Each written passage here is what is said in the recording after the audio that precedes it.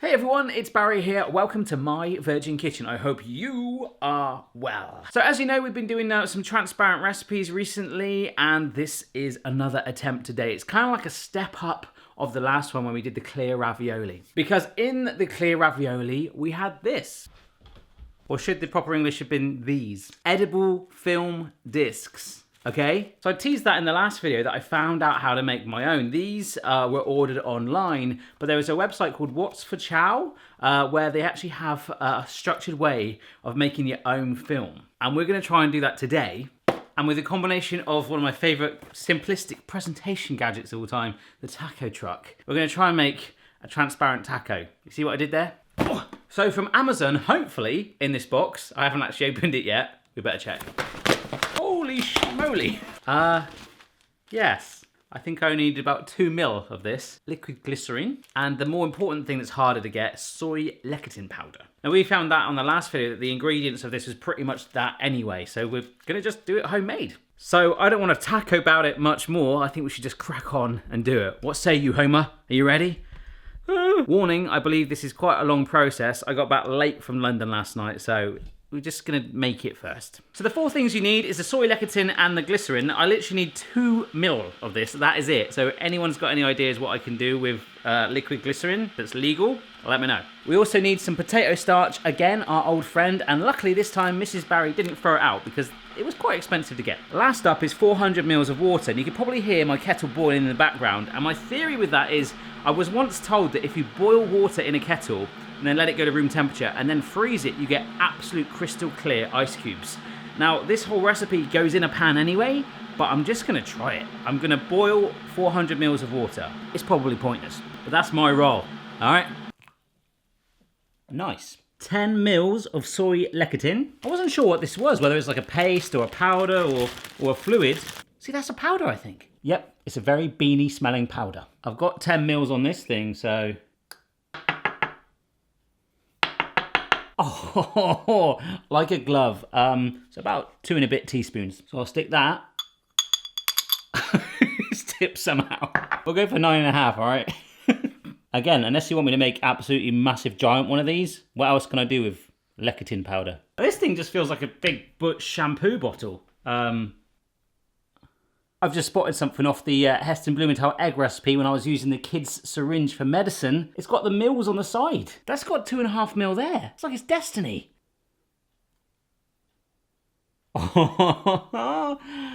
We're in some serious Doc Brown territory right now. 20 grams of potato starch. I have got some digital scales, but they need some new batteries in it, and I'd have to take the batteries out of my kids' toys. I feel kind of bad if I did that. Stuff goes everywhere. So that's about 4.5 teaspoons, okay? And that's it. That's all we need. 400 ml of boiled water. We're gonna fire in the glycerin. Ready? Wow! I nearly missed the pan. In goes that potato starch. Boom. Just gonna give it a gentle mix together with a spatula. Just dissolve it a teeny weeny bit, just to get it going, because now we get out a stick blender. There's a couple of really big brown lumps from the soy in there that we really need to make sure we break down, and apparently we should not do this step by hand. It's gotta be a stick blender. All right, it's all blended in, the soy, the glycerin, the water, and the potato starch. It's kind of like a frothy, probably from where I warmed it, thing. But we need to bring it to a simmer now. That's our postman, if you couldn't tell from Amy, and we officially have the world's nicest postman. Like proper Postman Pat, you know what I'm saying? Maybe my leaving gift to him could be giving him an actual black cat called Jess. You know what, there are some things in life that I would like to be, but in the top 10 definitely is a sunbathing pug. All right, so with the sun shooting through this scene, we're now gonna put it down on the hob. Apparently what we do is we bring this to a simmer for about a minute, and it should go quite gloopy. Kind of like what we saw with the transparent crisps. Wow, you can see that really thickening up now. So it's bubbling away. So we'll let it do this on a low heat for about a minute. Welcome to the sauna. It's got to change my battery. Pan's over there though, it's doing all right. So I've taken that off the heat now, it's bubbled. And just for reference, that stinks. I'm also making sure every piece of equipment that I use today is super, super clean. So I'm gonna pour this, first of all, into a measuring jug. It looks a little bit more misty than when I've done it before. Now this mason jar, I'm going to put some coffee paper into this and we're going to filter it through. I'm going to let it seep through into the mason jar apparently, but at the moment, nothing's coming out. Nothing is coming out. We'll leave that just in case, but I'm going to get a sieve now, right? Oh, there we go. So that's doing something. I guess it's making it smooth. I'm not very confident about this one. Like, it's supposed to be fluidy. Look at this. Look, it's just like a pot of glue. What we're supposed to do, right, is put it into a pan next, like a frying pan, and you have to do a really thin layer that just cover it, and then you let it dry for between 12 to 24 hours. Now, I don't think my boiling the water theory has helped, so I'm going to try it again.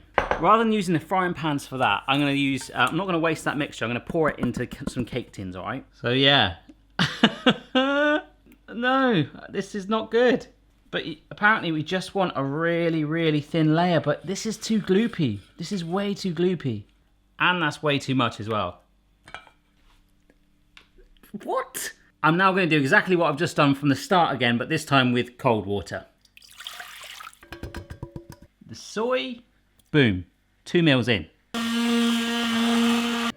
See, that's the kind of watery vibe we want. Maybe I overcooked it. I'm just a little worried that mine looks a little bit more like a latte. Huh? I don't know what we did there, guys. When I say we, you know, we're doing this together, alright? I'm a one-man band. This is how it works. It's starting to happen, guys. Look at this swirly thing. That's really cool. I quite like that. I'm doing like tie-dye. Look, it's gone all white again. What's going on? Definitely much more pourable. Alright, into there. Oh, yes. Much better. Come on. Come on. Are you serious? Come on now. Oh my gosh. Oh yeah, you can see that's gone for a lot better. Scrap this. Oh no. Oh gosh. Well, I can't use that because it'll have bits in it now. Small speck. See, it's not very maneuverable, is it? Ugh. Oh, actually, look. If we really stretch it like this. All right. Kind of want to warm it to make it a bit more maneuverable. I'll be honest with you, I ain't too confident about this. I mean, this is ridiculous. I'm half tempted to keep this frying and see what happens. Yeah. This is my last attempt doing it. So I'm using a little bit more water, a little less soy, a little less glycerin, and the same amount of potato starch. And I'm not going to foam it up when I whiz it. I'm going to go really slow. Oh, you're getting comfy, are you? Nice. Oh, here we go. That looks much thinner. I'm feeling more confident about it. Like another 15 seconds or so. I think we'll just go for it. I don't think that's sieved anything. It just doesn't, yeah, it's caught nothing. What? Look. That is see-through. We need to get it all around the pan, make sure it's evenly coated. Oh my gosh. If you guys watched the vlog, you might see that I was pretty gutted a minute ago. I was thinking, this may not be a video. Right. Oh my gosh. I think that's it. Completely cover it. You wouldn't know it was in there, would you? Even though we don't know what it is yet. I mean, I've got quite a lot of this stuff, so I just might get out a load of tins because the more options I've got with this, the better. Well, I mean, that's see-through. I can see the red dot. Let's just see what happens, I guess. Yeah, that one doesn't look so good, so I will probably clean that out as well.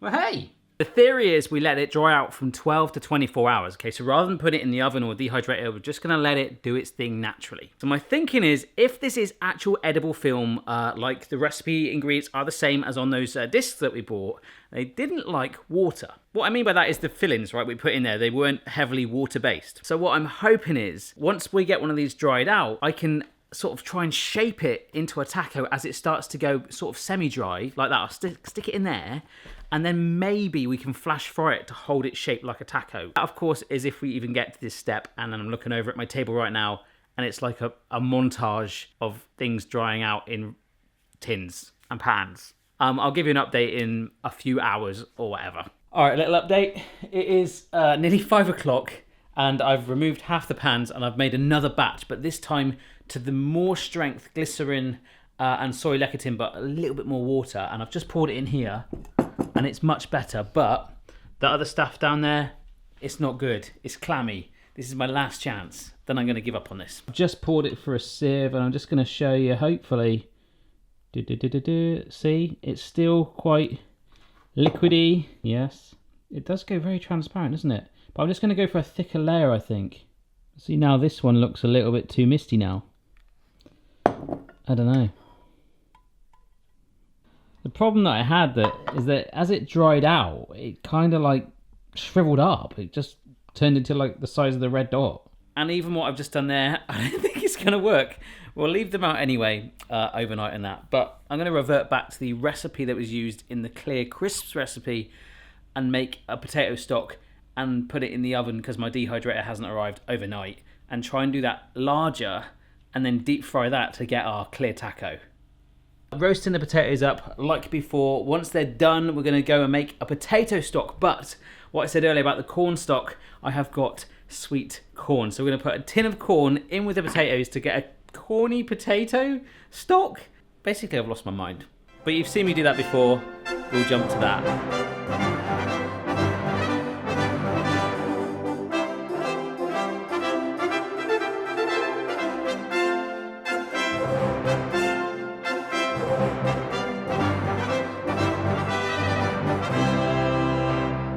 The big theory of doing the crisps thing that actually smells of corn has worked for one of them. I opened it, it's on fan oven, and it lifted one end. The wind from the fan is getting under it. So I had some leftover ones, and this was my backup plan. I'm just going to try and take this out. Oh, oh no, it snapped. Oh no, they are very nimble. There you go, that one came out perfectly. But, oh no, if I try and bend them, they do just snap. The one other thing I found out is if I just leave some in a bowl, it does dry out over time as well and is a lot more flexible. So I literally just poured some more just now into this pan, so we'll see if that firms up overnight because it'll be a lot more bendy. Hello everyone, it's Friday evening. Now I'm not going to go into it too much and I can't actually remember where I left off the video, but this has been transparent hell. I don't want to taco about it. So the last thing you saw was me trying to recreate the crisps I made, but on a larger scale using cake tins. It goes okay, it starts to peel up, and then it's just cracking on me. I've got one that has held together, that has got a crack down it. Now I might try and dampen it because that makes it sticky and it could hold it together, but that's still, I mean, it's just not going to be a taco, is it? Another one came out and it's like this. It's still joined together. But I'm going to keep those because I managed to do it with one of them. Like just. Now I don't know how, I don't know why, but for some reason this one fitted into the taco holder and it's a little damaged. And as we know when we saw the crisp video before, when we fry it, it should go even clearer.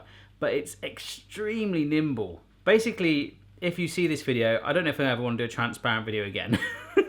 The only thing I can do is fry it because that actually gives it a little bit more strength again. We got one shot at this. Long story short, I started at the top, I've been dabbing bits in and it's still not frying, so I've gone up to 150. Alright guys, I ain't no chip shop worker, but that is now hot and making funny noises. 19, 20. And I've burnt a hole in it. Amazing. Oh no! That does not bode well. What do you think about all this? It's a bit scary. Let's do it.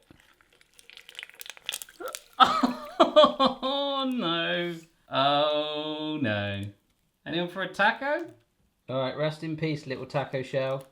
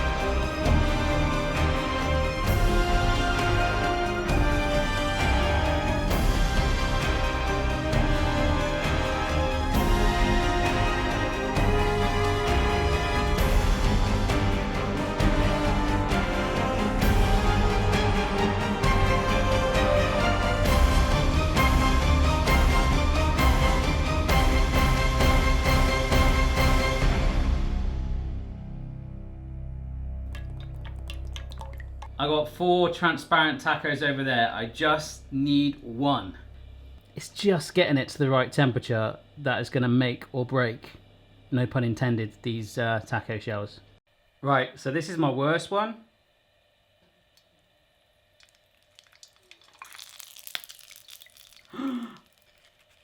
Oh my gosh, if I let it hold like that, is that going to do it? Oh my gosh! It disintegrated it again, but I don't know if you can see it. It's there. Top end. All right, okay. Oh my gosh, this is intense. Put it over there. Now take the fried end. Oh my gosh, like, and just hold it there. Let it shape itself as it cools down. Come on, baby. Oh my gosh, I think we've done it. Yes! You gotta believe me, if you can't see that, that is a see-through taco shell right there. Oh my god, right. I got 2 others, but my best one was there. It just happened. Forgetting that these are actually infused with corn flavour still.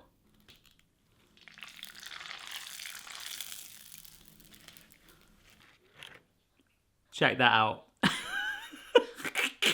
And for reference, that's in the orange taco truck, and I'm using the bacon beans just to kind of hold it open. But the other one, yes. Okie doke then, folks. There is a clear taco shell. Stick it in there. I think the oil might now prevent the moisture from really getting at it, but I've kept the food, as I say, quite dry anyway. The scissors are here because I gave it a little haircut to tidy it up a bit. So here's our beef mince. Oh, yes. Loading that beef mince up in there. Before we fried it, if this got wet, it would have just gone. I've just realised that most of that shot wasn't in focus. Lettuce. Got mixed cheese. Bits of tomato. And just because I like it sometimes, a little bit of sour cream on there. Shall we do it? Okay, let's lift it out. Look!